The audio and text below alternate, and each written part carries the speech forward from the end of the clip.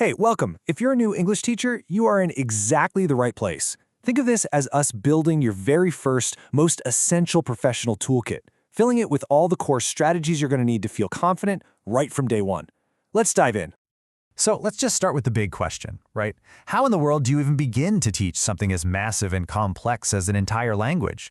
I mean, it can feel totally overwhelming. The key, though, is having a framework, a structured approach that can turn all that potential chaos into real clarity for both you and your students. And here is our blueprint for that framework. We'll kick things off with skills versus components. Then we'll dive deep into receptive and productive skills. After that, we are going to tackle grammar and vocabulary before we see how to bring it all together in an integrated classroom. So, where do we even begin?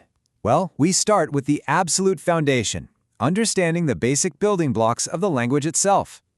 It really all boils down to this simple but incredibly powerful distinction. On one side, you've got language skills. That's what your students actually do. They take language in, that's the input, by reading and listening, and they push language out, the output, by speaking and writing. And on the other side, those are the language components, the little tools they use to do all that, grammar and vocabulary. Okay, so let's start with that input side of the equation. This is all about how our students take in, process, and actually make sense of the English that they see and hear. We call these the receptive skills, and honestly, you can think of them as the foundation for the entire house of language. Before a student can produce even a single word, their brain needs to just soak in tons and tons of authentic language through reading and listening. So how does our brain actually understand all this stuff? It's pretty amazing, really. It's not a one-way street. At the very same time your students are doing bottom-up processing, decoding individual letters and words, they're also using top-down processing, using their own background knowledge to guess and predict what things mean.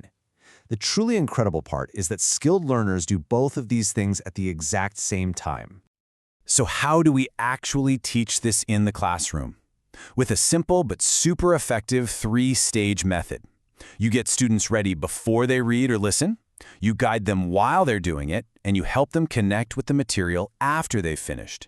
Seriously, master this cycle and you've pretty much mastered how to teach receptive skills. All right, let's flip the coin over and look at the other side, output. Now we're going to stock our toolkit with strategies to help students actually create their own language through speaking and writing. When we teach speaking, we're really juggling 4 different goals at the same time. Of course, we want fluency, that nice natural flow, but we also need accuracy, using the right words and grammar. And it doesn't stop there. They also need appropriacy, knowing what to say in the right situation, and the skills for a real back-and-forth interaction. It's a real balancing act. When it comes to writing, one of the classic methods is called the product approach. Here, the end result is king. You give your students a perfect model text, they break it down, analyze its structure and language, and then they try to imitate it. It's all about creating that polished, accurate, final piece of work. But then there was this major shift to what's called the process approach, which is a total game changer. It treats writing not as a one-shot deal, but as a cycle of development. The focus moves away from just the final text to all the incredible steps a writer takes to get there: brainstorming, drafting, and, most importantly, revising and editing. And this brings us right up to where a lot of modern teaching is today, the process genre approach. You can really think of it as the best of both worlds. Students get that clear structure from a model text, but they use the creative, messy, cyclical process to make something that's all their own. It's a fantastic combination. And now for the tool that, let's be honest, often intimidates new teachers the most: grammar. But you know what? It really doesn't have to be scary. Let's look at a couple of really powerful ways you can handle it. You've basically got 2 main options for presenting a new grammar point. The deductive approach is rule-driven. You just state the rule clearly and then the students practice it. The inductive approach, on the other hand, is discovery-driven. You show students a bunch of examples and guide them to figure out the rule for themselves. It might take a little longer, but that learning can be so much deeper. And this leads right into another big choice you have. Are you going to teach grammar explicitly, putting a big bright spotlight on a specific rule? Or are you going to teach it implicitly, just letting your students absorb the patterns naturally while they communicate? As you can probably guess, the most effective teachers, well, they learn how to do a little bit of both. But here's the thing. Grammar is just the skeleton. It's the vocabulary that really brings the language to life and gives it personality. So let's make sure our students' toolkits are just overflowing with useful words. Effective vocabulary teaching is so much more than just having students memorize lists. Just forget about that. The real principles are right here. Words have to be in context, they need to be seen and used multiple times, and, this is a big one, they have to connect to the students' own lives. It's all about active use and recycling, not just passive memorization.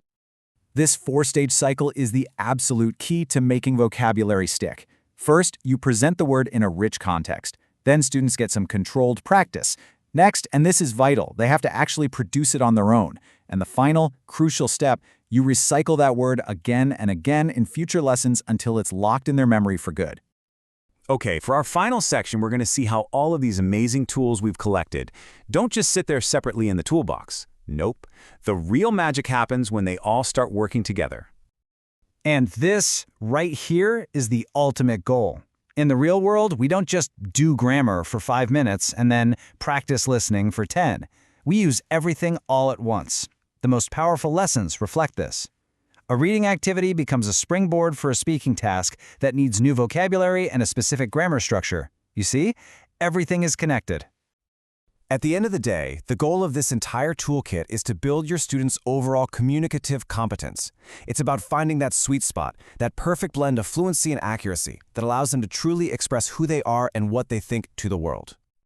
So as you head into the classroom with your new toolkit, this is the question to keep in your mind. You're not just teaching a subject, you are empowering people with a voice. Think about the confident, competent, and creative communicators that you are about to shape.